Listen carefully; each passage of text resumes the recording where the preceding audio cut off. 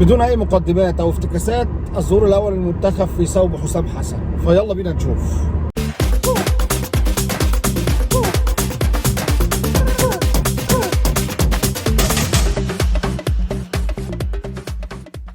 السلام عليكم ورحمه الله وبركاته. انا احمد صابر ودي الكوره مع افوكاتو.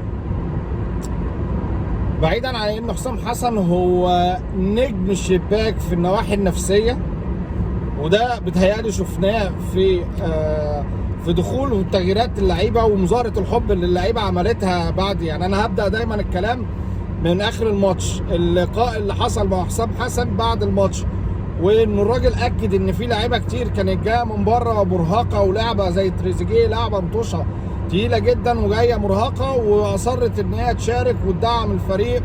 وكلامه عن حجازي ان هو كابتن الفريق، وان اوضه اللبس متماسكه، وان حجازي قاعد على الدكه ما عندوش اي مشكله، والطريقه اللي اللعيبه كانت بتحضن بيها كابتن حسام حسن، والطريقه اللي كان بيتكلم معاهم بيها اثناء التغييرات وتشجيعه ليهم، سواء حتى اللعيبه اللي نزلت في اخر ثواني. لكن احنا يهمنا في المقام الاول، وده الاستراتيجيه بتاعتنا، الكلام من الناحيه الفنيه. فتعالى بقى نشوف حسام حسن من النواحي الفنيه عمل ايه. الغريبه والنقطه اللي حسام حسن بصراحه رد عليا فيها ردا قاطعا، ان هو مدرب منتخبات مش مدرب انديه. ليه؟ عشان نقطه اولى كنت دايما باخدها على حسام حسن، كنت دايما شايف ان حسام حسن شغلته كمهاجم وهو لاعب كانت باهته عليه. كنت شايف دايما ان حسام حسن لما بيطلب من فرقته انه تقف ورا وتدافع وتلعب ماتش متوازن وتقفل كويس، الحته دي ما كانش بيعرف يحفظها لعيبته. كان دايما عنده الضغط العالي واللعب المفتوح والكره الحلوه والكلام ده كله. بس بصراحه اللي شفته امبارح كره متوازنه، تحس كده ان الفرقه في افكار موجوده، بس لسه الدنيا ما استوتش. ما تحسش كده ان الناس شربت طريقه اللعب او افكار حسام حسن بشكل عام، خاصه ان الراجل عمل حاجه حلوه قوي بصراحه انا احترمتها. لما بتخش على فرقه جديده بتلعب بطريقه لعب معينه، ما بتحاولش انك تغير في طريقه اللعب، وده اللي يعني تحاول تمشي او التغيير يجي براحته. وبصراحه ده اللي عمله حسام حسن امبارح.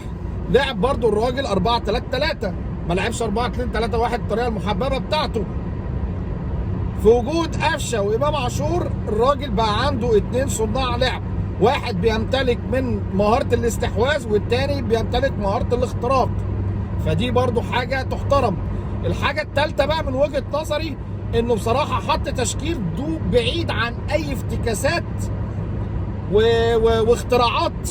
الراجل بمنتهى البساطه لعب برباعي في خط الظهر، غير بس منه حجازي، نزل رامي ربيعه، هم الاربعه اللي كانوا بيلعبوا في افريقيا. وبصراحه خط الظهر بتاعنا كان متماسك بقوه بصراحه، يعني ما تحسش كده ان هم اتاكلوا. كنا بنلعب فرقه، خليني اقول لك ان فرقه نيوزيلندا عندها اساسيات الكوره، سرعات، استلام وتسلم، تحرك في المساحات، كل ما تعرفوا عن اساسيات الكوره موجود عند الناس دي. بس الناس دي بتفتقر لعنصر المهاره بصراحه. يعني الاوقات اللي انت بتبقى مستني فيها ان اللاعب يستخدم مهارته عشان يحل الموقف، الحته دي هم مش قد كده فيها. ولذلك انا شايفها بس هي فرقه قويه وسريعه، فرقه عدائين. ما كانش عندهم غير الراجل باك الشمال والفيرود بتاعهم تهيألي كان رقم 17، الراجل اللي هو كان عنده بصول كده في وشه، واللعيب اللي بالاصول الهنديه اللي اسمه سينج دوت. هم دول الثلاث عناصر المتميزه قوي في منتخب نيوزيلندا. غير كده هو منتخب يفتقر للحلول الفرديه، لكن من ناحيه الكره الاوروبيه بيلعب كره اوروبيه.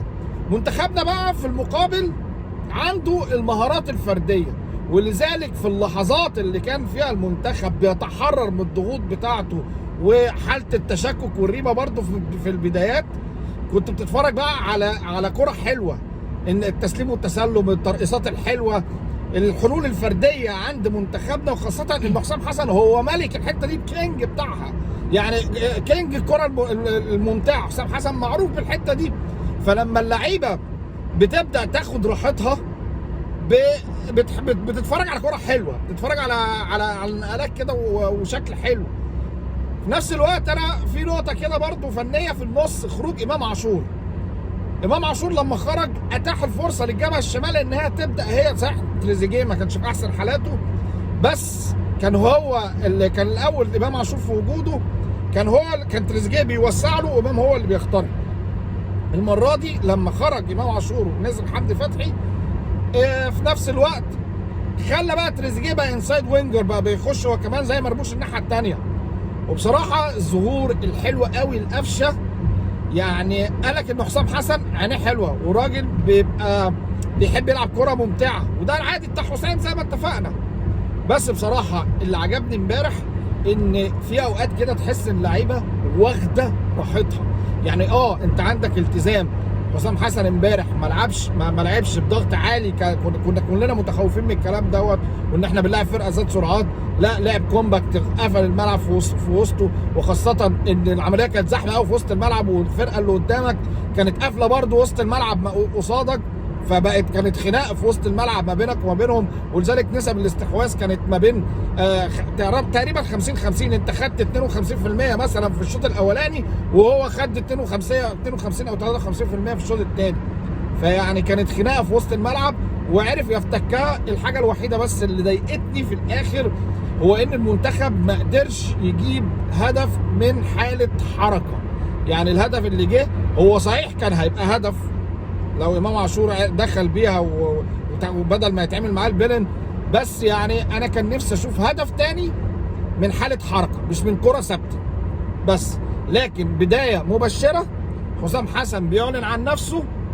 الحاله النفسيه للمنتخب وحاله اللعيبه والمظاهره اللي حصلت دي حاجه تقوم بالخير، وانا بصراحه بدعم الراجل دوت بالصلاه على النبي. بس كده، لو عجبك الكلام دوت ما تنساش اللايك، الشير، كومنت، سبسكرايب. ولو انت بتتفرج عليا على الفيسبوك يا ريت تروح تشترك القناه. سلام.